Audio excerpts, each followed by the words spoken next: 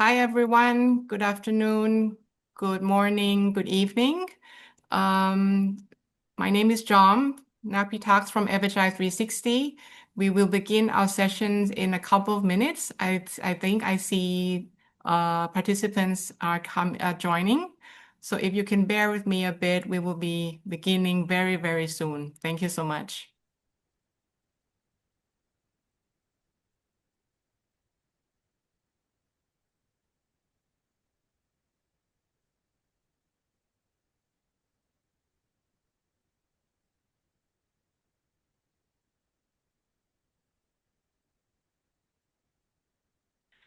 And once you joined, if you don't mind, we kindly ask you to put your name, your title, your organization, and where you're from in the chat so we know who are with us, please. Thank you so much.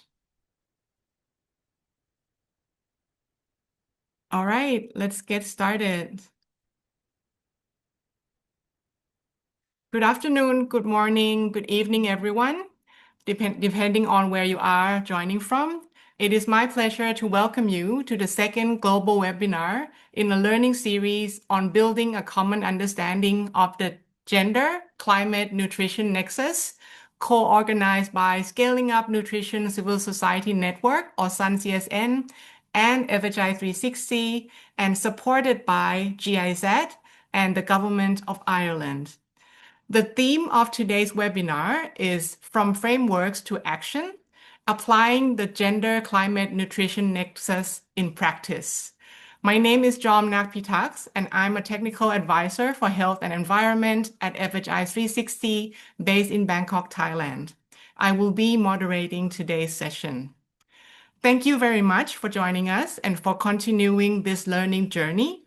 It is encouraging to see participants joining from different regions and sectors, and also many familiar names from our first webinar. Before we begin, just a few quick housekeeping notes. So this webinar has interpretation service in 3 languages. Right now, everyone is on original audio by default. And if you prefer to listen in another language, please select the channel for that language. So you have the option of English, Spanish, or French. You can switch channels anytime using the globe icon at the bottom of the Zoom toolbar. When you click the icon, you will see a total of 4 channels, including original audio plus the 3 languages. I also want to note that we will also be recording this session, and the session recording will be shared with registered participants later. So a couple of weeks ago, we convened our first global webinar titled Building a Common Understanding of the Gender, Climate, Nutrition Nexus.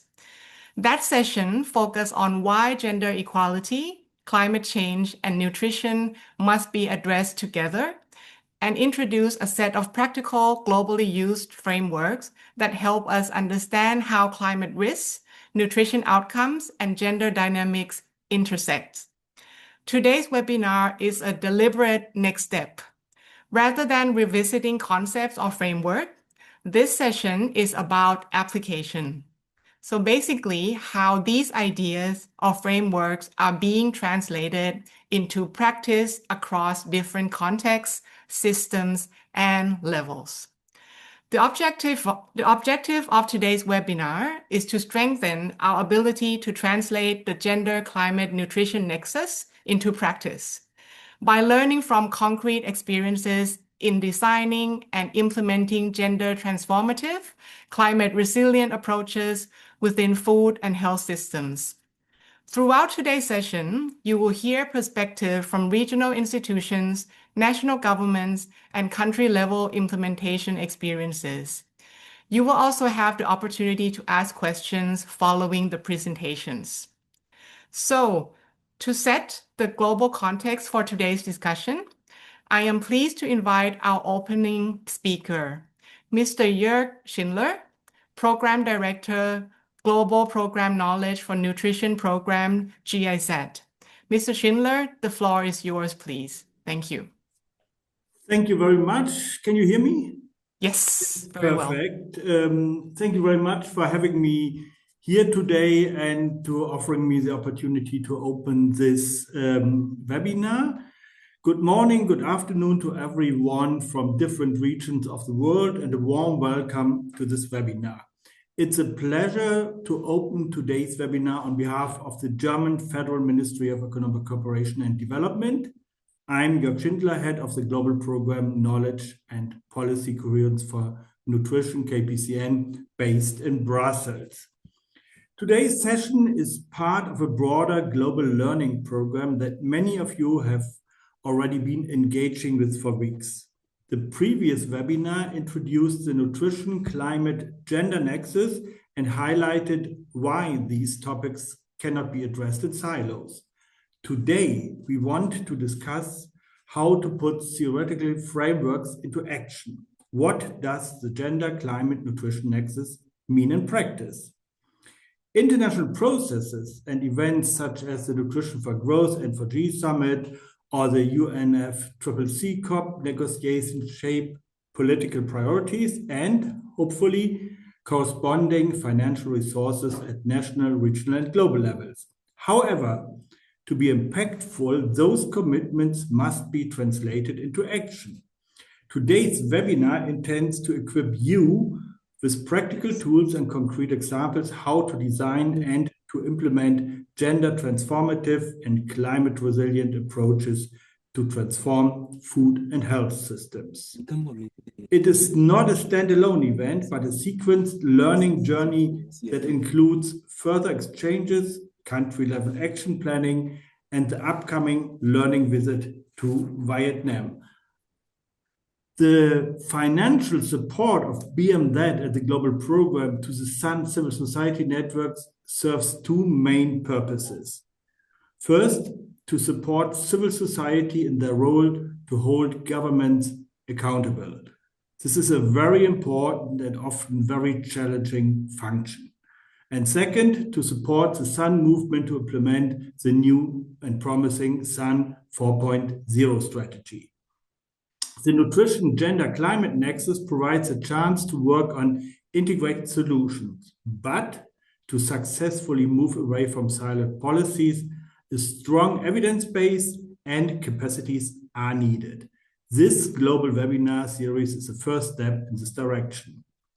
Let me conclude by thanking the colleagues of FHI 360 very much for the excellent organization. GAZ, on behalf of BMZ, looks forward to accompanying this learning journey. I wish you all a productive and engaging discussion. Thank you very much for listening. Thank you very much, Mr. Schindler, for setting the scene and grounding us in the importance of knowledge, coordination, and action. We will now move into the spotlight presentation segment of the webinar.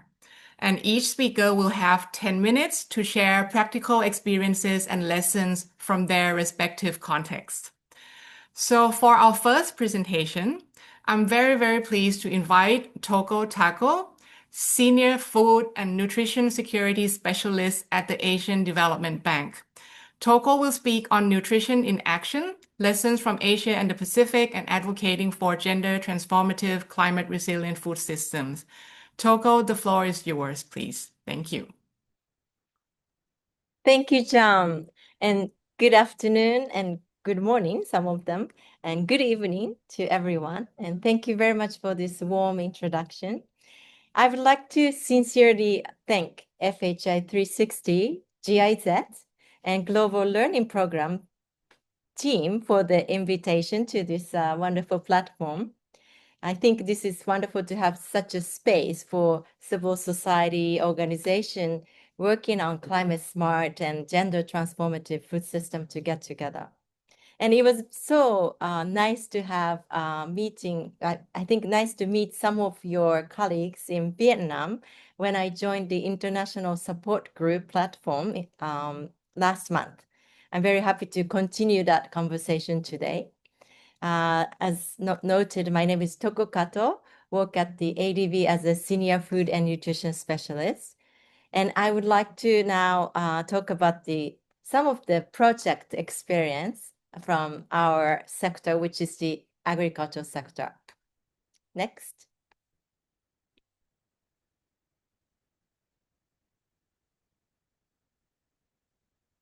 Next slide. Great. So let me start with the reality we face. Probably you know all those statistics, but in Asia and Pacific, 480, 18 million people experience food insecurity. Can you go back? While countries face a triple burden of malnutrition, undernutrition, micronutrient deficiencies, and rising overweight and obesity. At the same time, biodiversity is being lost through deforestation and soil degradation. Climate change has already increased global temperature by 1.1 degrees Celsius. And yet, despite producing enough food, diets remain unhealthy. So this shows us the food system or food at the intersection, in the middle of these three circles: climate, biodiversity, and nutrition. But evidence alone does not change systems. Evidence needs advocacy to shape policy priorities, investment decisions, and accountability frameworks. Next slide, please.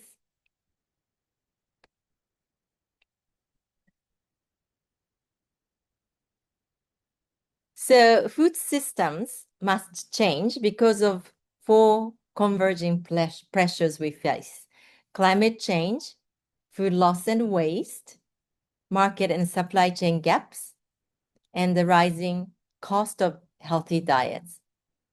So what we found missing in many investments, of course for ADB and other institutions, was not about commitment, but explicit nutrition outcomes, budget alignments, and clear cross-sector ownership.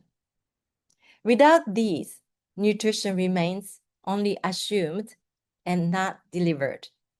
Next slide, please.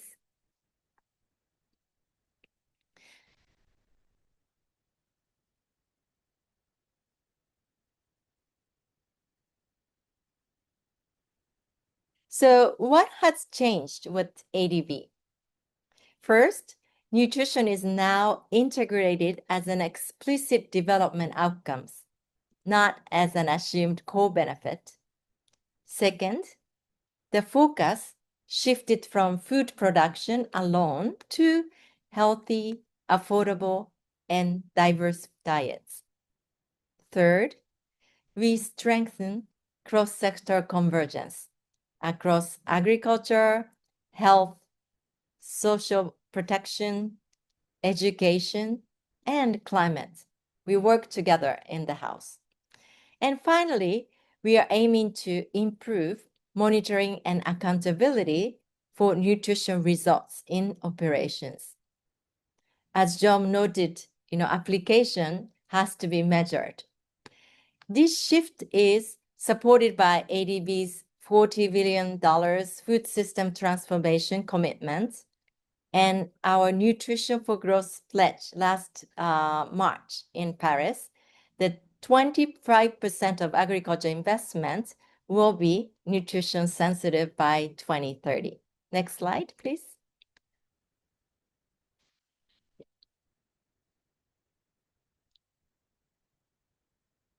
So practically, we integrate nutrition through four connected entry points. First, people and behavior. We try to apply behavior change and community platforms. Second, markets and SMEs. They are the vehicle, value chain, and local procurement we use. Three, data and digital tools to measure diet affordability and monitoring. And the fourth, climate and nature. We try to integrate natural capital and resilience to nutrition. So those nutrition acts as connective tissues across this food system, linking these elements together. So now let me share some of the concrete examples. Next, please. So first project, okay, wait, is about Lao PDR. Nutrition is integrated through community-based agriculture and women's empowerment. Here, BNC, Village Nutrition Clubs, use a learning cycle that links agriculture, nutrition, and natural resource management. Communities diversified food production through their kitchen gardens, poultry, fish ponds, and combining some of the learning with the WASH and behavior change activities through the cooking class and some of the women's gender class. So those outcome is improved dietary diversity and community resilience, especially for women and children. Next slide. So next example, which is coming, is the Indonesia. Let me wait. Nutrition here is advanced by linking school meals with local markets. ADB is supporting the government's initiative around the school meal program with other partners. Village-owned enterprise manage community kitchens and procure food from local farmers, fishermen, fisherwomen, and SMEs. A digital monitoring platform supports coordination with the National Planning Ministry. So here, school meals become not just a feeding program, but as a driver of local economies, better diets, and community participation. Next slide. Next slide would be Pacific Island countries where we support. So here, nutrition and climate resilience are inseparable.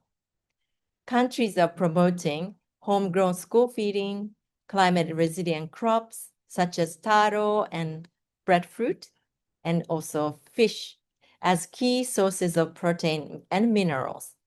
So here, food systems also play a crucial role in post-disaster recovery, especially where imports and logistics are fragile.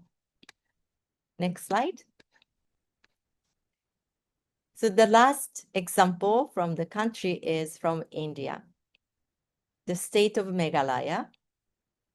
Here, nutrition is advanced through state-level convergence.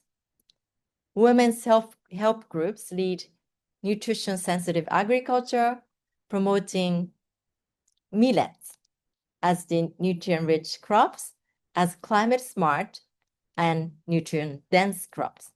So the result here is district-level convergence plans that link agriculture, health, social protection, and kitchen gardens, accelerating impact far faster than single-sector actions. So in Meghalaya, we have both ADB's health sector and agriculture sector have different projects, but we are trying to converge our efforts in the same district level planning. Next slide. So I just introduced some of the different countries' examples across very different contexts, but the lessons are remarkably consistent. First, nutrition must be explicit in project outcomes. Second, convergence delivers results faster than single sector approaches.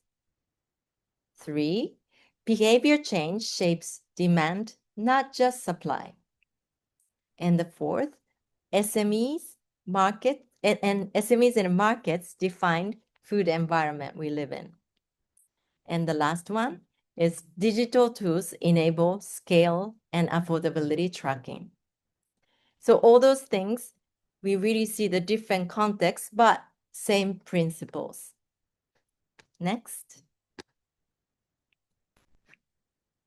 So what does this mean for our advocacy and application? First, we can frame nutrition as an economic, climate, and the gender issue, not only a health issue. Second, use existing platforms such as school, women's groups, and markets rather than creating parallel systems. And third, make nutrition explicit in outcomes, budgets, and accountability frameworks. This is what makes food system transformation real.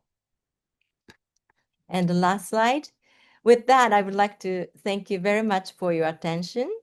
I look forward to discussion and also continued learning from this wonderful platform. Thank you so much.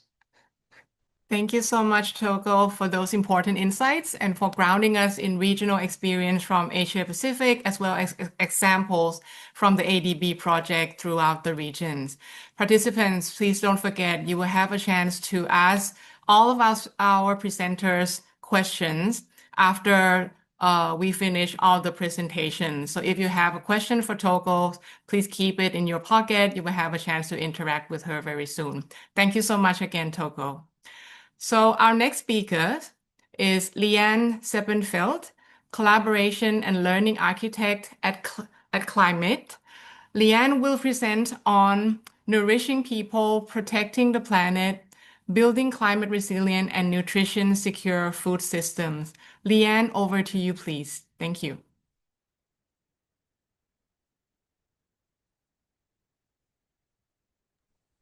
Can I just quickly verify that you can see my screen? Yes. Yeah. Okay, great. Thanks so much. Yeah, thank you, everyone. Thanks for the opportunity also from the organizers to share a bit of the work that we've been doing on this topic, and also really great to see Toko already present, I think, some key insights that also resonate with our learnings and our experience. So before I dive in, I quickly wanted to give a little bit of background of Clim-Eat, because we're a relatively young organization. We're around 4 years old, so maybe not everyone might know us. So Clim-Eat is a think and do tank based originally in the Netherlands, but we have people all over the world. I'm personally based in Thailand, and if you see our logo is a bridge. So we see ourselves as bridging a lot of the conversations between food and climate, also global and local conversations, and very strong on like the science policy engagement. And we currently work in 9 countries on a range of topics, but most of them are in Southeast Asia and Africa. But the climate nutrition integration topic has been one of our key priorities, especially in the last few years. And we've been fortunate enough to work on that with the support also from GIZ and the European Commission. And what I'll be sharing in the presentation today is a bit, lessons from the first phase of a project that really focused on Southeast Asia, and also kind of how we're trying to move that forward and also really strongly include this gender dimension to the conversation as well. So like I mentioned, the first phase, which wrapped up last year, focused on specifically 2 Southeast Asian countries, and a lot of regional engagement. So we worked a lot with the ASEAN Climate Resilience Network, which is the network within the ASEAN system that focuses on climate resilient agriculture. So very much kind of an agriculture production focus originally, but we really had a lot of interesting exchanges and conversations also on how do you bring in nutrition into that conversation. And now moving forward, we'll focus, keep our eyes very strongly on Southeast Asia, but also try to extrapolate some of the lessons into Africa. And the fundamental structure of how we work on this topic is that we try to identify really demand-driven requests on this topic of climate nutrition from specific countries. So that we can help with specific questions in terms of policy or implementation, and how can we strengthen that? So that's on the country level. At the same time, really connecting that to regional and international fora, like I mentioned, the ASEAN convenings that we've been engaged in, but also really the global conversations like COP. There were some really interesting sessions at COP on this climate nutrition nexus, and really trying to see, okay, what are these country examples and also country challenges, and how do they translate to this broader conversation on climate nutrition? Because there's a lot happening, but how do you connect it to? So just sharing a little bit on the two countries that we focused on and what we've done there, and one of them being the Philippines. And I know there's some very amazing partners also on the call, because we didn't do this by ourselves. The Sun CSN network in the Philippines, Emily and colleagues have been very supportive in that. But what we did there is very much in conversation of there was a lot of interest on this nutrition and climate action. How do you integrate that? And what we really tried to do is, okay, can we get the ministries together to discuss this? And what does that institutional landscape, specifically in the Philippines, look like? Who do you need to have in the room? So we had partners from the Ministry of Agriculture, Ministry of Health. For both of them, it was very strongly their climate change departments in those ministries as well. The National Nutrition Council, but also engaged the Ministry of Environment and the Climate Change Commission. And that this was a workshop that happened in September last year. And out of that has come a policy brief that really, through a lot of the interesting conversations, identified really specifically in the Philippines what is the government framework where this integration can really happen. And a couple of kind of the key opportunities that we highlight there, and I think might be also relevant for other countries, has been that there, even if we're talking on a global level or a national level, it's on a theoretical level quite easy to make the argument for climate nutrition and gender integration. But because of how budgets are structured within the different ministries, that can be quite a disconnected conversation. But when you go to a more local level, so for example, to the local government units within the Philippines, that's really where there's actually quite a lot of opportunities to make capture quick integration opportunities. So that's one piece. There's obviously like the point of making sure within government agencies there's more alignment, and I think Toko also highlighted some lessons on that. But I think this last point on data use and convergence across ministries is something that really rose as one of the key issues, because I think what Toko also already highlighted, like if you discuss nutrition and gender integration, that's great. But if you are not allocating budget to that nexus and it's not really embedded in policies and plans, it often remains with a conversation. So that's on the Philippines. Then we also did some work in Laos, and this was, I would say, in a way more specific. This was a request that came from the Ministry of Agriculture, and part of kind of the UN Food System Summit pathway process that their department was working on.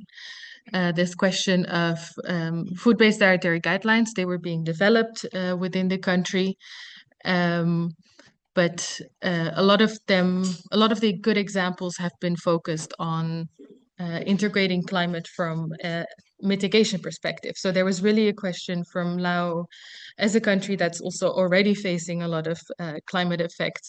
How do we really adapt our food-based dietary guidelines from an adaptation perspective? And we had someone great, Sonja Vermeulen, who's also part of the Eat Lancet Commission, work with us on that. And when it comes to the kind of the gender perspective, one key insight was also really that aside from these universal guidelines, guidelines for specific demographic group is also very essential. I won't, just for the sake of time, won't go into the specific details of the key recommendations, but these highlight, I would say, not only the kind of the opportunity of food-based dietary guidelines, and that it's not just about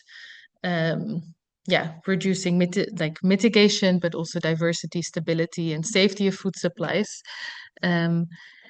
But so I'll leave that here just because of time, but these materials are also widely available online. I'm happy to share the links later.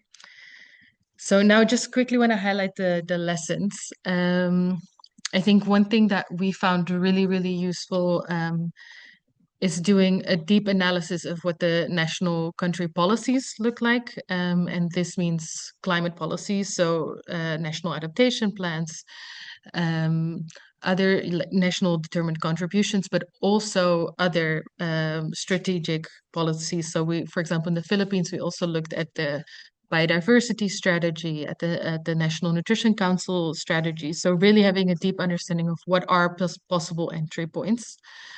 And then also what I mentioned, really what Toko also mentioned, I think, of like building on platforms that already exist and partnering with civil society and local government has been extremely valuable for us as well to really get the right people in the room, and have a concrete conversation. On the challenges, I think I also already highlighted kind of this focus on mitigation when you're talking about climate and nutrition, whereas that's often not really maybe the most important conversation to have. And then also the point of, you can identify win-win situations and champions and people who find this topic important, but if you don't have the conversation about how does that translate to metrics, to accountability, to finance, to budgets, a lot of the conversations kind of get stuck. So it's not only about the climate and nutrition advocates in the room, but also the ministries of finance to really embed these policies and these ambitions into policy. Now moving kind of our gaze forward, this was lessons that we drawn from the first phase. The next phase for our project would, in a way, take a similar approach of looking at one or two countries and being very specific and targeted in our support there, but also very much looking at how does gender fit into this conversation. So we have also a study that kind of is for us I would say the starting shot for this conversation, looking at different examples throughout the world, different projects, also projects for some people in the room, drawing key lessons on how that really how that's been done well and what are attributes of policies and programs that have done that successfully. And one of the key ones, again, being really looking at budgetary tools and baselines to really embed and make things actionable. So like I mentioned, the road ahead for us,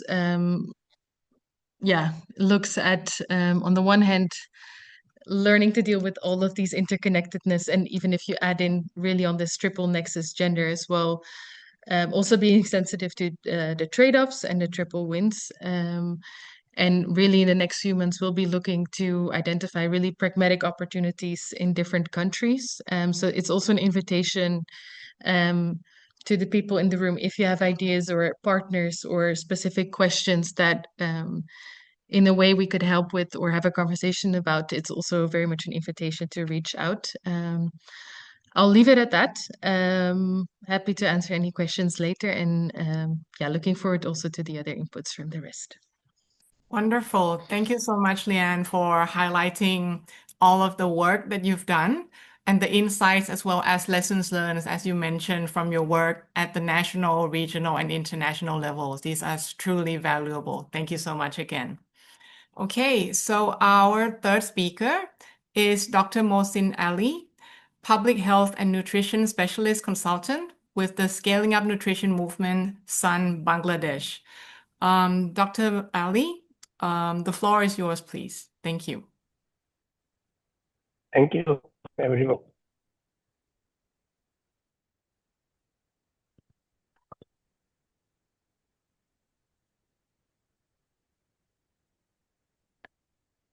your presentation is up, so please feel free to begin. Okay, Thank you. so honorable moderator, panelists, and speakers,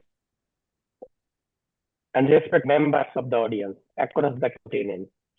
Afternoon and good morning, and warm greetings from Bangladesh. It is just evening in here, and it is a government holiday, so I am from home, my own home. I'm talking. Just in this my presentation, I am to share how Bangladesh is advancing climate action agenda systematically integrating nutrition in its nationally determined contribution, that is NDC. For a climate vulnerable country like ours, the links between climate change, food system, health, and nutrition are not theory. They shape the daily realities of the millions of people here. Presentation will take you through this journey from the 2021 NDC to more ambitious NDC 30 formulated in 2025. I will highlight why this transition matters and how it was shaped through inclusive advocacy and technical collaboration, and what new thematic directions it brings for climate resilience and human development. Next slide, please.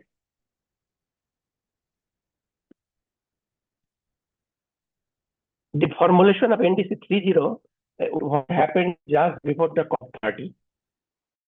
It's exactly process of a stakeholder engagement.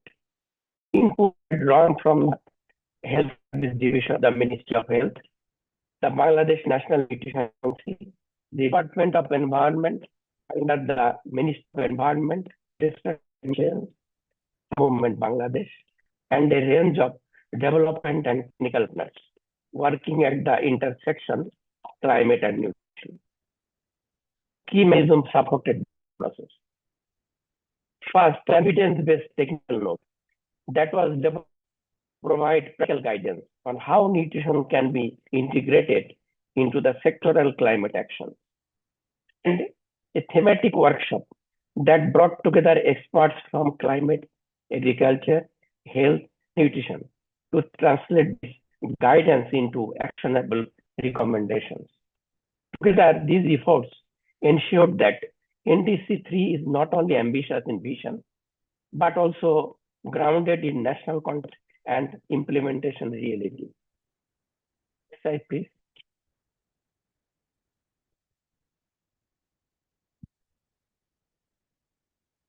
Next, please. The transition from NDC 201 to NDC 30 represents a significant shift in how nutrition is understood in Bangladesh climate framework. While the earlier NDC referred to nutrition only indirectly, largely through a narrow lens food security, the updated NDC elevates nutrition as a central cross-cutting concern within the climate resilient and low carbon development pathways. Nutrition is now integrated within agriculture, forestry, and other land-use systems, climate smart agriculture, and just transition approaches. This framing recognizes that sustainable food production can simultaneously support climate mitigation, adaptation, and improve dietary outcomes. By promoting dietary diversity and resilient food supply system, the new NDC aligns national commitments with global goals on hunger reduction and improved living. Next slide, please.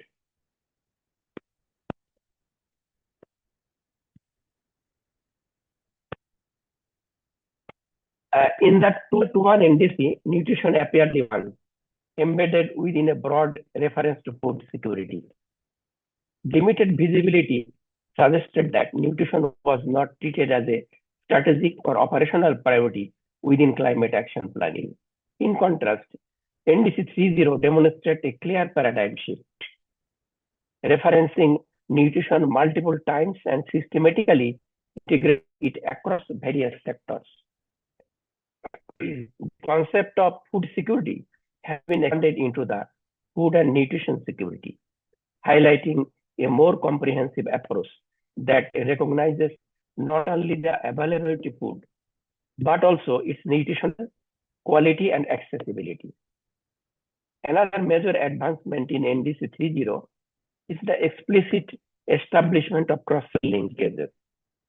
Unlike the earlier framework, which treated climate, agriculture, health, and social protection largely as parallel domains, the new NDC emphasizes the interdependence among health systems, WASH, and climate-resilient food systems. This reflects growing global evidence that malnutrition is shaped by environmental, health, and social determinants, and therefore requires multisectoral action. Next, please.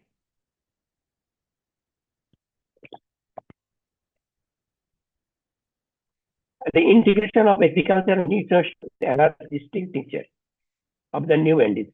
It highlights the promotion of nutrient-rich crop varieties, including improved rice strain, alongside livestock management practices that both reduce greenhouse gas emissions and enhance food availability.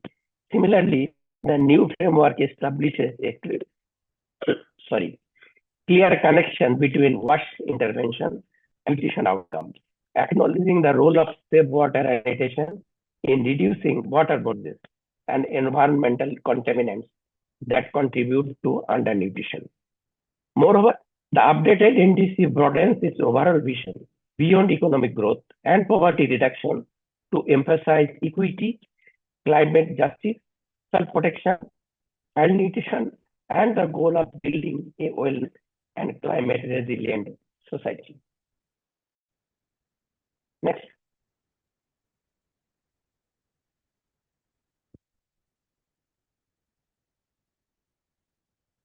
Bangladesh 3.0 marks a major step toward national climate policy because for the first time it recognizes nutrition cornerstone of climate adaptation and sustainable development. The integrated approach now places the center. By integrating nutrition into our national climate commitment, Bangladesh is not only protecting food security, it is investing in human capital and strengthening long-term resilience. The task before is now clear. We must support effective implementation, mobilize adequate financing, and rigorously track progress so that these commitments change the lives of millions of Bangladeshis. By positioning nutrition within both mitigation and adaptation strategy, NDC 3.0 presents a coherent and forward-looking vision where climate resilience, low carbon development, and a healthy, well-nourished population advance together. Nutrition becomes a central measure of success for climate action currently. Next. Thank you very much for your kind attention. Right. Thank you so much, Dr. Ali Mohsin, for sharing such wonderful insights and valuable insights on Bangladesh experience in integrating food security and nutrition into the NDC. So moving on to our next presenters, I'm pleased to invite Birara Melese, Project Director for Global Nutrition at FHI 360, based in Ethiopia. Birara, the floor is yours, please. Thank you. Yeah, thank you so much for giving me this chance. My name is Birara, FHI 11 Tribe Ethiopia Project Director. So I'll be sharing the Ethiopian experience on multi-sectoral coordination and governance.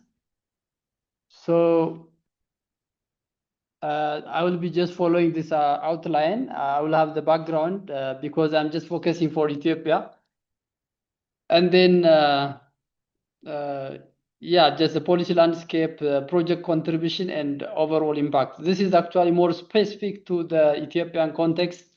Maybe I can start with Ethiopia, the world oldest civilized country, Horn of Africa, and the base for African Union.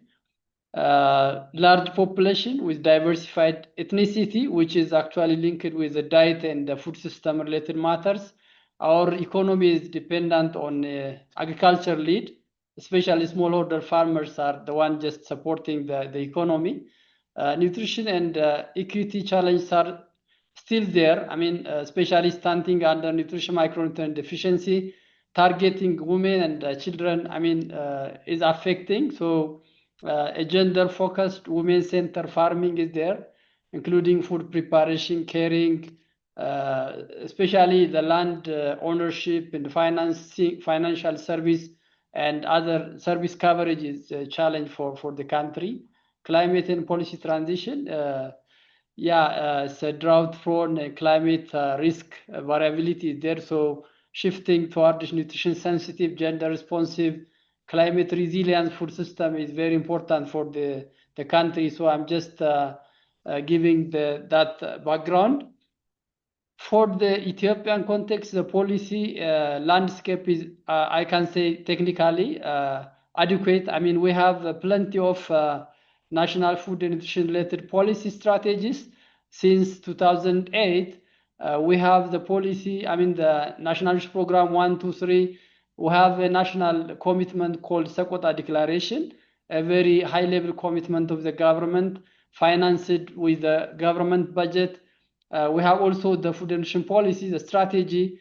After having all those national policies, even sectors are adopting those or contextualizing their role and responsibility to sector-specific plans and strategies, like the food fortification roadmap, humanitarian-centric development peace nexus roadmap, nutrition-sensitive agri-food system strategy, school feeding, food safety quality. All these are actually the policy landscape we have in the country.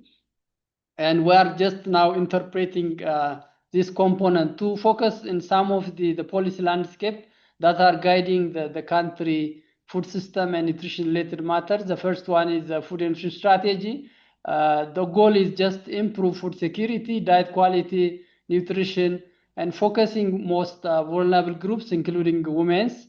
And it has actually a certain strategic objective, primarily design, considering the multi-sectoral coordination, a strong governance from national to the local level. The second is the Sekota Declaration is a huge national commitment. As I said, it says just ending stunting or undernutrition among under 2 following the first 1,000 days nutrition. Currently, from the more than 1,000 waradas, around 520 waradas are covered by this national commitment. By the way, this commitment, as I already mentioned, with the government budgeting, each district or warada have a 10 million birr for the implementation, which is a matching from the federal and the regional government. The Ethiopian food system transformation since 2020 is joining the national platform and just focusing on transforming nutrition, equity, and resilience in the country with identified 24 game-changing solutions across the 7 clusters, so implemented by the government, private sectors, and the community. So the other political sensitive national strategy is the Green Legacy and Lemat Trufat. It's actually the Prime Minister initiative. Billions of trees are planted.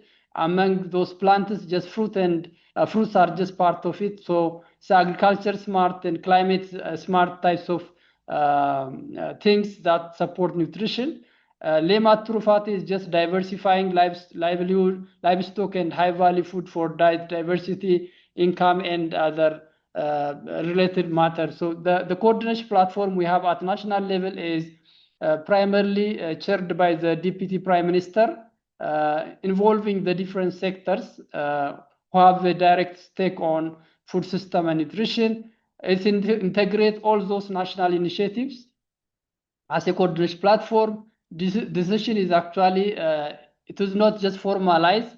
The Deputy Prime Minister, conduct or chair this meeting by annually, evolving now to the National Council. At regional level, we have around 14 regions. From the 40 regions, almost 30 of the regions, 13 of the regions have endorsed council cascade to the zones and waradas. So this ensures the integration alignment across sectors and primarily focusing the nutrition climate related, smart food system intervention. So it's a scalable, now integrated, especially the Sakota declaration, just on learning by doing types of concept for the other programs. So these are the structure from the federal government to the Kabale level with the coordination platform, the council, technical committee, and secretariat. We're just following this one. So our FHI alignment type project is supporting that national platform, the platform realization or implementation at the community level. FHI alignment tribe in Ethiopia actually operates since 2009, almost more than 15 years, with different and diversified projects, including specifically direct support to breastfeeding and complementary feeding, and then maternal, adolescent, child feeding. Currently, the consecutive 2 projects focusing on this multi-sectoral coordination, governance, and leadership related matters. So we're just focusing currently on this one.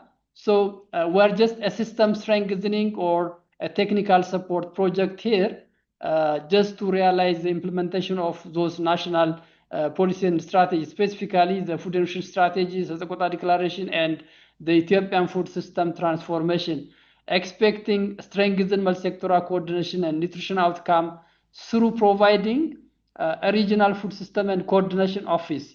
The coordination office is acting as a secretariat basing at regional president. So our staff is basing there and seconded and just supporting the government.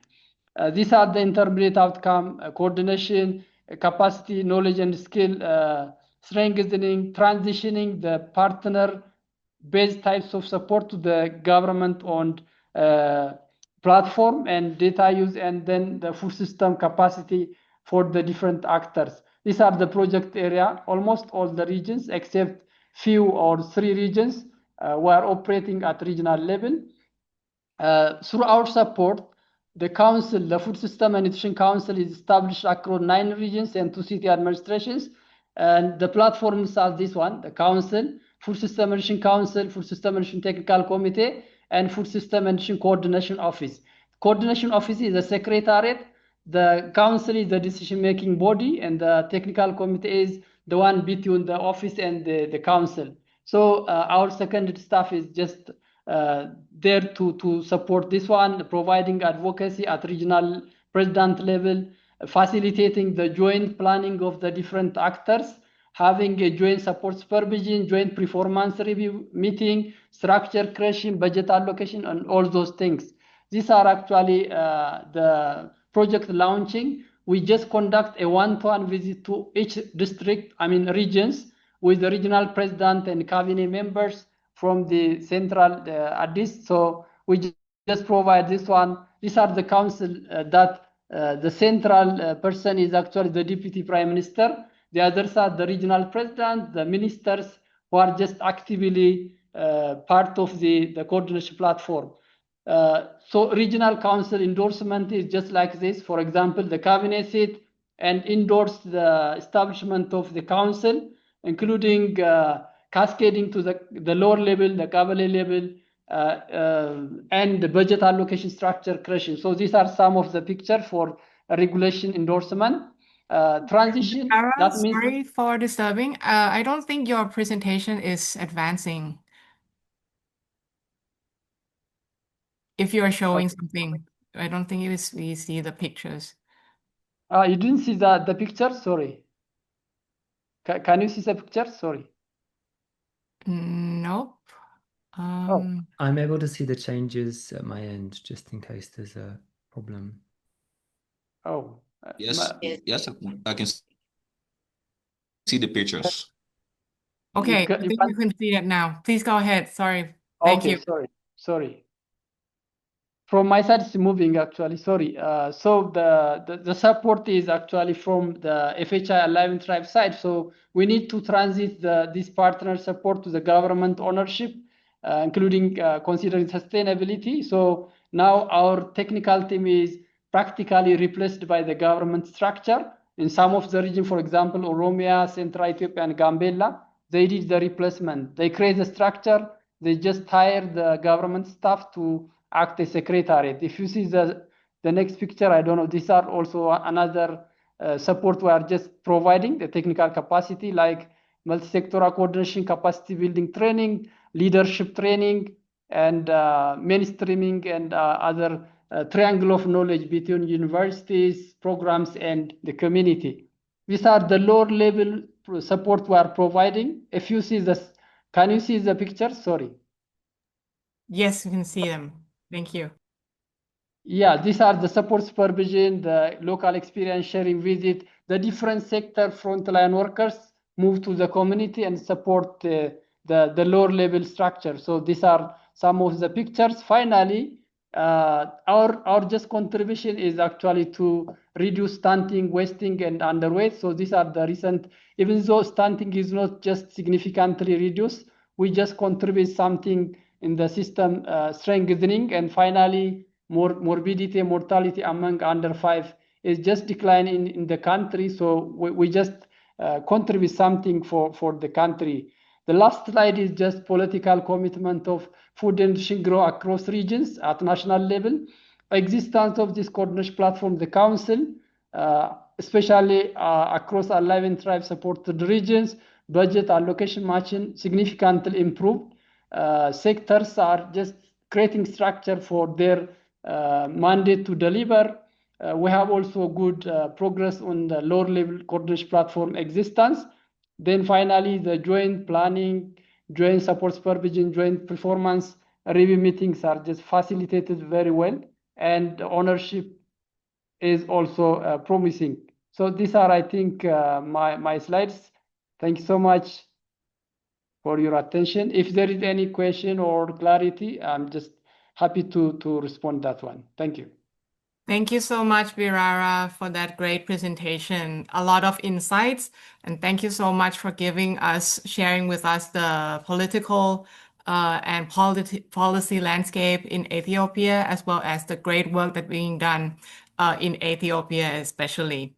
This is valuable. And of course, just want to remind everyone, if you have questions, you will have the opportunity to interact with our speakers or presenters a bit later. Thank you again, Birara.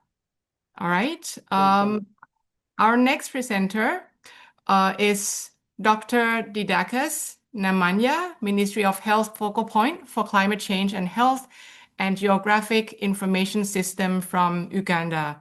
Dr. Namanya, the floor is yours, please. Thank you. Thank you, moderator. I'm happy to join this discussion. I would like to appreciate FH360 for inviting me to participate in this discussion and to share our experiences from Uganda. We'll go to the next. My presentation will tackle a background about climate change, health and nutrition and gender. I will particularly look at the Uganda Ministry of Health Nutrition Program, climate change, health national adaptation plan interventions that are related to climate change and nutrition. And I will share some experiences on how we are tackling this. Next slide.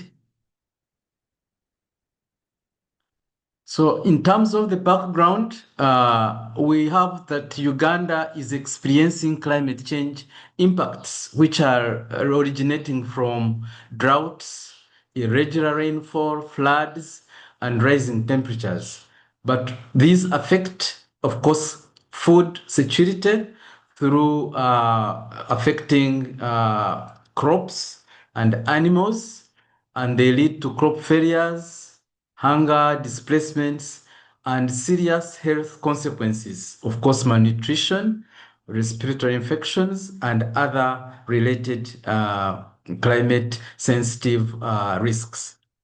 Vulnerable populations, especially children and women, face disproportionate effects and economic burden.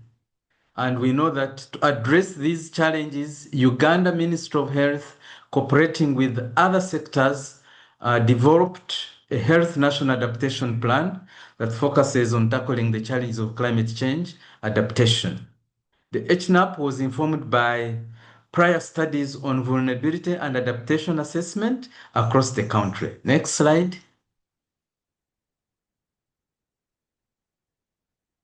In this slide, we show some of the performance indicators regarding nutrition. I will perhaps, due to the interest of time, not go into the details, but move to the next slide. This slide shows how climate change is exhibited in Uganda. The first part of the slide looks at temperature. The temperatures of Uganda have increased since the 1960s by 1.3 degrees Celsius. That graphic shows that. The next map shows how rainfall is increasing and coming in heavy forms, leading to flooding, leading to landslides and other climate-related extremes. We go to the next slide. This is a slide which shows, I think most of you are familiar with this slide, the nexus between climate change and health. But particularly, I want to highlight the impact on food and nutrition, leading to food and nutrition related diseases as one of the climate change impacts due to crop failure, due to drought killing the animals, and all that type of impact. So nutrition is one of the key impacts that climate change produces on the health sector. Next. So particularly for climate change and nutrition in Uganda, we have the climate extremes, including drought, floods, erratic rainfall, that drive malnutrition in the country. You should remember that 70% to 80% of the population in Uganda are engaged in agriculture. And therefore, when floods, when drought are experienced, they affect the rain-fed agriculture and nutrition in the end.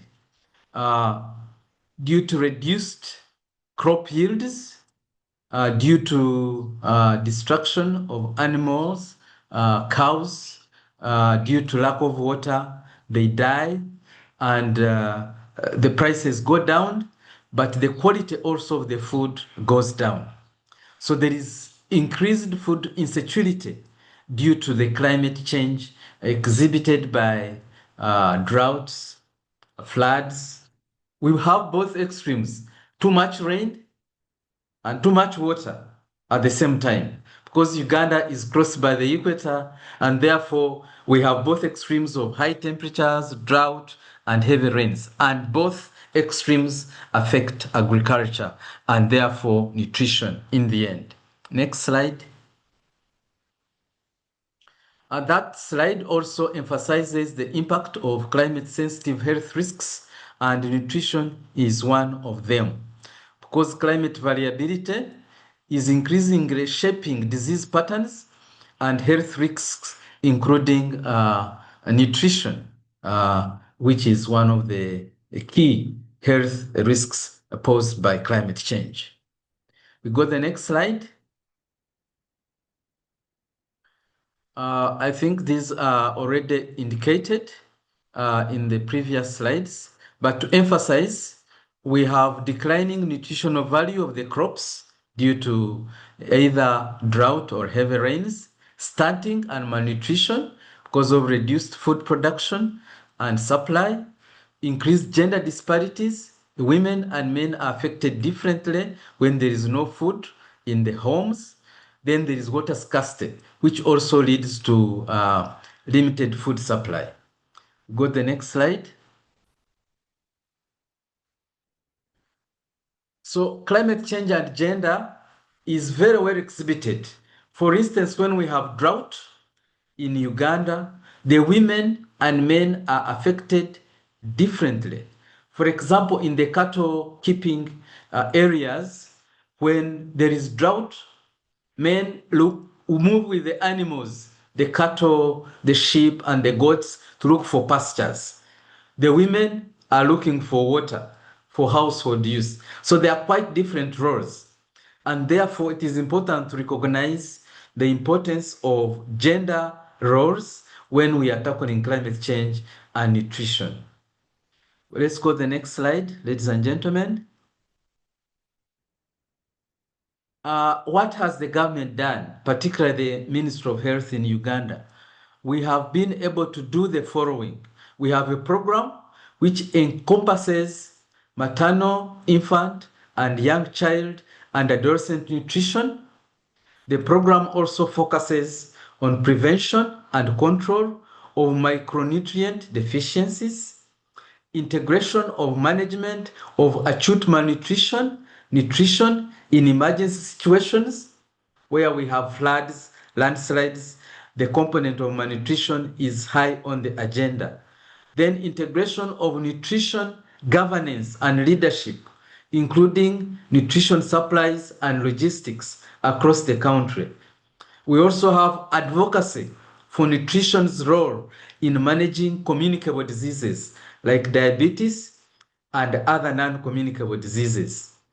Promotion of food safety and the vigilant monitoring and evaluation of nutrition interventions to track how these are performing. And this is across the sectors. As you know, nutrition cuts across sectors: agriculture, health, water, and environment. Next slide. Regarding climate change, we have a Health National Adaptation Plan, which is running from 2025 this year to 2030. And it has a component on nutrition. If you go to the next slide, it has 10 components. And one of the components, component number 7, as you can see on the slide, focuses on tackling the management of the environmental determinants of health. And what do we mean here? We mean food, air, and water. And particularly for food systems, nutrition, if we go to the next slide, I will be giving the details of specific activities.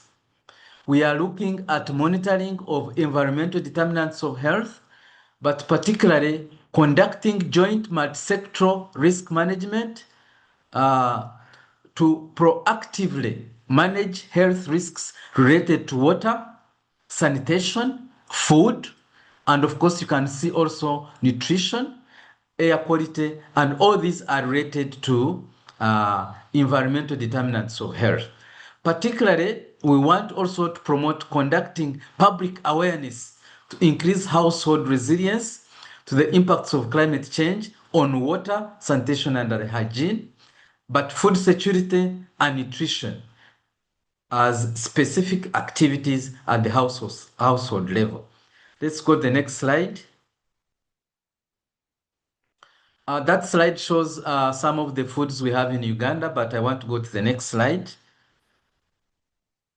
Looking at modeling, we are, in practical terms, we have integrated climate data into health data through the digital systems, and we are able to model including nutrition. If you go to the next slide, we are looking at nutrition, and Uganda is one of the countries across the world that are doing this modeling of climate tools. And if you go to the next slide, I will give you specifics on how nutrition is being tackled. There are some challenges, but we have overcome these challenges to model nutrition in the health sector in Uganda. If you go to the next slide, there are some specific studies that have been done. These are examples, but particularly, if we go to the next slide, I will show you how we have integrated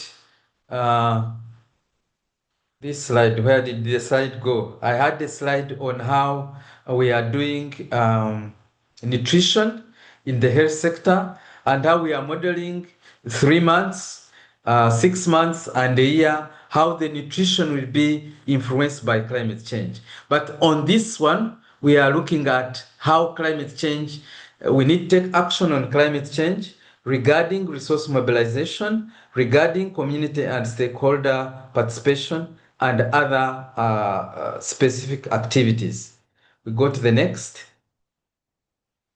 I want to appreciate and acknowledge Wellcome Trust, University of Oslo, that is supporting us, ISP Uganda, Ministry of Water and Environment, in this project of integrating climate change and nutrition in our Health National Adaptation Plan. I want to thank you and hand over to the moderator. Thank you very much for listening. Thank you so much, Dr. Namanya, for sharing with us climate and nutrition interventions and programming in Uganda, as well as Uganda's Health National Adaptation Plan, as well as its integration of gender, nutrition, health, and climate considerations. Wow, today we had really valuable and wonderful presentations shared with everyone today. Now we're transitioning to the Q&A session. First of all, I just want to thank you to our presenters for grounding today's discussion in real-world experience from policy advocacy and governance mechanisms to implementations. For the Q&A sessions, we have about 15 to 20 minutes. So I would now like to kindly invite all participants to either raise your hands and ask your questions to the presenters, or you can add your questions in the chat box, please. Thank you.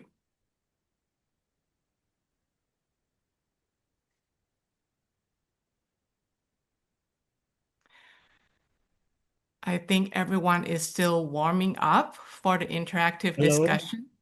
Hi. Are you listening me? Hi, if you can introduce yourself and please ask your question and who are you addressing the question to, please? Thank you. It can be all presenters as well. Thank you. This is Kalim from Pakistan. I am working to close gender nutrition gap to improve nutrition for women and girls in Pakistan. First, I would like to congratulate Sir Mohsin Ali, representative from Bangladesh, on his presentation. It's truly inspiring to see that Bangladesh continuing its role as a global climate leader by becoming the first Asian nation to embed a just transition framework into its NDC 3.0. My question is, how does NDC 3.0 implementation plan especially empower women as agent of change in climate smart nutrition? I'm asking this question to Mohsin Ali, who was the representative from Bangladesh. Dr. Ali, please. Yes, please. Thank you for your question. Very brilliant question. But you know that although nutrition is just introduced in the NDC 3, gender is there for a long time. In Bangladesh, gender as a policy, it is really mainstreamed in all the national programs like Climate One. So gender part is particularly, I think, very strong within the climate actions and policies. What we just did this time, actually nutrition was marginal. Why? So what we did this time to actually mainstream the nutrition component within the climate action plan. Particularly, we had a very good scope just before the COP30. We had a scope to the revision of NDC was actually being done at that time in September or like that last year, September, October. We actually utilized that opportunity and nutrition was actually mainstreamed at that time. So it was a unique opportunity and we utilized that fully. But as per your question, gender is already, I think, I cannot I'm not a gender person, specialist. Anyhow, I can tell you that in Bangladesh, gender in the climate action plan, gender is already strongly accommodated and integrated. But this time we work from the nutrition only. So that my presentation, how we did it, that based on that, how we did it successfully, the very fruitful advocacy process. That was my presentation. But I cannot detail about the gender here. But with the information that it is already and in NDC 3.0, for the first time, NDC was considered as a mitigation strategy here. But this is the first time. Now also adaptation is also a component of the NDC. So, and based on that NDC, next another plan just released here, that is the National Framework for Locally Led Adaptation. So policy development is still ongoing, and based on that, national climate financing strategy is also under process of development. So this policy shift was very important, and as nutrition person, we actually utilized that moment and opportunity. That was our story here. Thank you. Thank you so much for the questions and the wonderful response, Dr. Ali. All right, I see some exchanges in the chat. So there were some there's a question to Toko. How is ADB supporting governments to prioritize nutrition-sensitive and climate-resilient food system policies, particularly in countries facing high malnutrition and climate vulnerability? I realize that Toko has kindly provided some answers already, but would you like to elaborate a little bit more, Toko? The floor is yours, please. Thank you. Sure. Thank you so much for this question. I think it's very important for us to be really, listening to the demands from the government. So we try to first, discuss, what's the status of nutrition, as well as the other important agenda which ADB deal with, for example, energy, transport, all the infrastructure they request, right? So we have different kind of the mechanism to support, like lending mechanism. And one of them I just mentioned here is like policy-based lending, so that, some of the technical assist can be provided through the policy actions, which sometimes useful for this kind of behavior change and also the regulatory policy change on or around the nutrition. And of course, we have this lending and also the technical assistance. So there are different kinds. So we always try to discuss with the government and the relevant partners to decide, what kind of the mechanism would be the best for us to prioritize nutrition-sensitive actions. I hope I answered the question. Thank you. Thank you so much for the question from Yogesh and the response from Toko. Really appreciate it.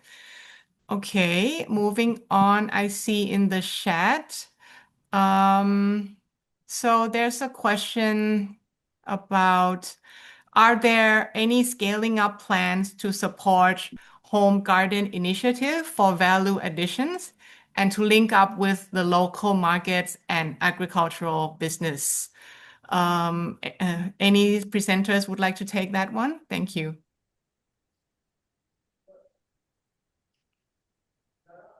Toko, please feel free. Yes. Sure. I think, this person who gave us the question could be from the SNB, who we actually actively work together on this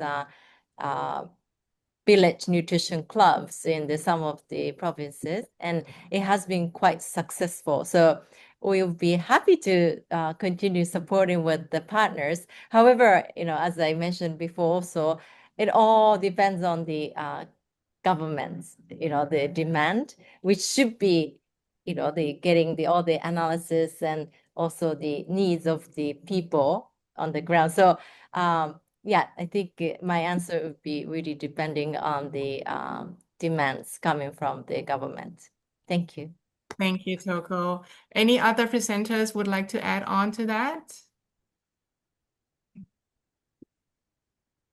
All right. Any other question then to the presenters? Hello, everybody. Hi, please. The floor is yours. Yes, are you getting me, please?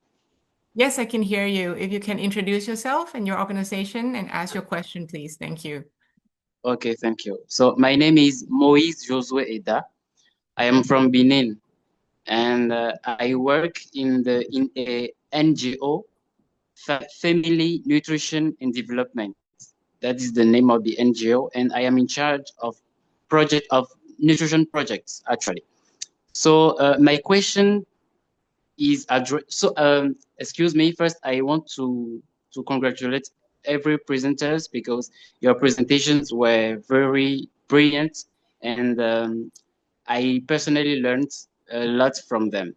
My question specifically is addressed to Dr. Namanya from Uganda.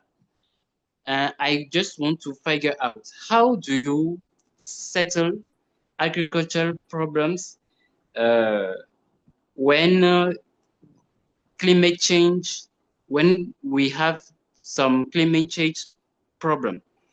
I mean, 70% of the population depends on agriculture sector. And in your presentation, I didn't see how do you settle how you help population to overcome the problems that are noticed in the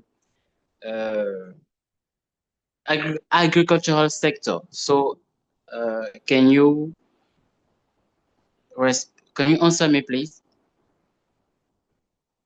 The question is addressed to Dr. Namanya, right? Thank you. Yes, yes. Thank you very much for your question. Moise Josu from Benin. Yeah. Uganda is one of the countries I mentioned which experiences extremes, both drought and heavy rains. And the government policy with agriculture, we have a policy on climate smart agriculture, which the Ministry of Health participated because climate is cross-cutting. Now, in climate smart agriculture, we are promoting irrigation during drought, whereby the water which is got during the heavy rains is harvested, stored, and used during drought to irrigate crops and make sure they don't get destroyed. We also have a development of climate resistant species of crops, and these have been distributed to different communities where climate is more impactful so that they can grow the crops and they are resistant to drought, they are resistant to heavy rains. Initiatives. They may not have come out in the presentation, but they are there on the ground. Thank you, and over to you, moderator. Thank you so much for the question and the answers and the insights from Uganda, Dr. Namanya. I think we have time for one more question. I see in the Yes. chat here. Cyrus, yes, please. I was about to read your question. Thank you. Many thanks. Thank you so much for according me the time and the opportunity. I'd like to appreciate all of our presenters for the insightful presentation. I think they were just quite mind-blowing, providing better information and clarification about what countries are doing around climate and nutrition-focused interventions. I want to appreciate them. I have a question specifically to Dr. Didacus of Uganda. His presentation was quite focused and brilliant. He had identified drought and other drought floods and erratic rainfall as key climate change impacts in Uganda. I would like to know what are other low-cost solutions Thank you, Cyrus. Dr. Namanya, the floor is yours, please. Solution. And I also want to appreciate Dr. Ali. In his presentation, he talked about transitioning from NDC 2 that was developed in 2021 to NDC 3 that was developed in 2025. I would like to understand what are the lessons learned from NDC that was developed in 2021 that has informed a more robust and inclusive nutrition-focused NDC 2025. NDC 3 2025. Thank you for their time. And thanks to all of the presenters. Thank you, Cyrus. You have two questions, right? The first one is to Dr. Namanya, and the second one is to Dr. Ali. Certainly. Yes. Thank you. Thank you. Thank you very much for your question. I think if I got it well, it is focusing on the low-cost solutions. Low-cost solutions to nutrition is to diversify the nutrition at household level and encouraging kitchen gardens, encouraging climate-resistant species of crops, vegetables, other food crops at the household level, raising awareness about nutrition and the impacts of climate change on crop failure so that communities are aware. They follow the guidance from the National Meteorological Authority on when to plant, when the rains are expected, so that their crops are not affected. Because as you know, in most of the African countries, the agriculture is rain-fed, and therefore it is too much dependent on the rainfall. So if you follow the guidance from the National Meteorological Authority on when to start planting, most likely the crops will survive the dry spells and the harvests will be adequate to sustain nutrition. So dependence on support national meteorological authorities and guide, then using the climate resistant crops and promoting awareness about climate change and nutrition across the board, and collaboration, different sectors, health, agriculture, and water and environment. Thank you, and over to you, moderator. Thank you, Dr. Namanya. Over to you, please, Dr. Ali. Oh, okay, thank you. Actually, what I tried to say in my presentation, the first NDC in Bangladesh was formulated in 2021. And interestingly, nutrition was very marginal there. Nutrition, if we say quantitatively, nutrition word was mentioned only once in that document. So that was our concern. So it was mainly mitigation based. So when the second opportunity came to formulate NDC 30 in 2025, then we, the nutrition people, we took that advantage. We took that opportunity. How to mainstream or integrate nutrition into the NDC. You know, NDC is a very important document that can influence the climate climate policies and action. So we actually, it was just a success history, how we could do it. So we started advocacy through dialogue, through developing technical documents. And now the current NDC 30, it is very much in terms of nutrition. Nutrition, previously food security was a really terminology that had been used. Now we are telling food and nutrition security, and then human-centered and equity-centered policy. And now nutrition has special places in that document.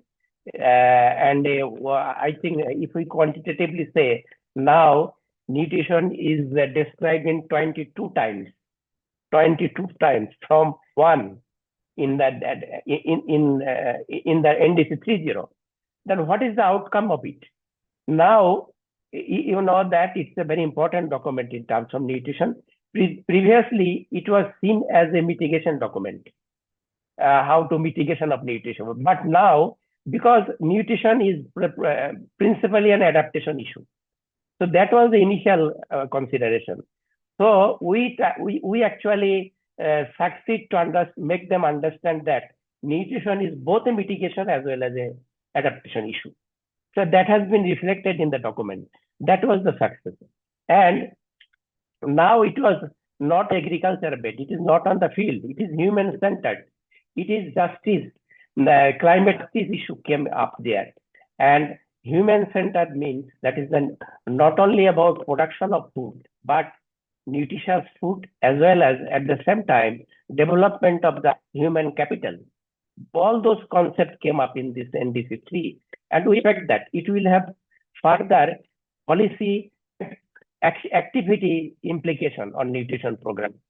And later on, the new documents are coming, and nutrition is there because NDC is a very strategic document that guide all other document and action. So that was our success, and I like to tell that story here. Thank you. Thank you so much, Dr. Ali, and thank you so much for the question, Siras. I'm afraid that's all the time that we have for the Q&A segment. So thank you very much for the thoughtful questions and reflections shared during the discussion. I hope today's discussion will be useful to everyone who joins. So we are now have reached the last segment of our session. So it is my pleasure to invite Mr. Ronan Cunniffe, Deputy Head of Mission at the Embassy of Ireland in Vietnam, to deliver the closing remarks, please. The floor is yours. Thank you. Thank you very much. Can I just check at the start? Can you see and hear me clearly? Yes, very clearly. Great. Thank you. Great. Well, good evening, everybody from Hanoi, Vietnam. As you've just heard, my name is Ronan Cunniffe. I'm the Deputy Head of Mission at the Embassy of Ireland here in Hanoi. It is a really great honor for me to represent the Embassy at the closing of this really insightful global webinar. It's been a great opportunity to share experience, and we've heard some really insightful, interesting examples and profound ideas from ADB's lessons on climate resilient systems in the Asia Pacific and Bangladesh's integration of nutrition into national determined commitments, to the remarkable practical models from Ethiopia and Uganda. And I think a clear message has really shone through as I listened to the discussion. And it's something that really aligns with Ireland's perspective on this work. And this is that the gender, climate, nutrition nexus is not just a conceptual framework. It's more like an urgent call to action. And it's I can tell you it's at the front line of Ireland's efforts to protect the most vulnerable communities in a world that's more and more volatile. For Ireland, addressing the root causes of hunger and malnutrition through a sustainability lens is key to our international development policy.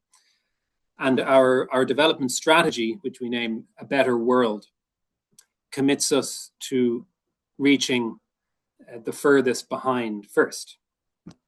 And the kind of integrated approach we've been discussing here is really central to that kind of work. So we believe quite simply that good nutrition cannot exist without a resilient food system. And a resilient food system cannot exist without the equal participation of women. And this is really visible in the kind of partnerships that we at the embassy here, that we have here in Southeast Asia. So for example, our economic empowerment of ethnic minority women in Vietnam and Laos and Cambodia, and helping them build climate smart livelihoods. And more generally, through our agri-food partnerships in Vietnam, we're very proud to support Vietnamese partners in transforming food systems to be more transparent and more responsible and sustainable. I would like to express my sincere appreciation and the embassy's appreciation to our partner, FHI 360, who represents the Sun Civil Society Alliance in Vietnam. I'd like to thank you for your leadership in developing a global learning program for scaling up nutrition civil society organizations. The initiative to translate complex frameworks into practical tools and to establish a global community of practice is really significant. And I think it's really important that this webinar is part of a series of learning events in the lead up to a visit by representatives from, I think it's from 20 countries, coming to Vietnam in April of this year, which will be hosted by Vietnam's Ministry of Agriculture and Environment and the Ministry of Health. We at the Embassy, we really look forward to seeing you here. It will be a great opportunity to learn more about how multi-sectoral coordination helps to advance climate smart and gender sensitive food systems transformation. So in closing, I would like to thank the Alive and Thrive program, FHI 360, and all the speakers for such a high quality forum. I hope the connections made today and the ideas you've heard about today will inspire you to continue your vital work. Ireland remains a proud partner in this journey towards a future where every woman and every child is well nourished within a healthy, sustainable planet. Thanks very much, everybody. Thank you so much, Mr. Cunniffe, for those valuable reflections and the closing remarks. So as we close today, I want to again thank you to all of our speakers for sharing their experiences, insights, and to all participants for your active engagement. We will be sharing the recording and materials following the session, and we look forward to continuing this learning journey with all of you. Thank you again, and have a wonderful rest of your day. Take care.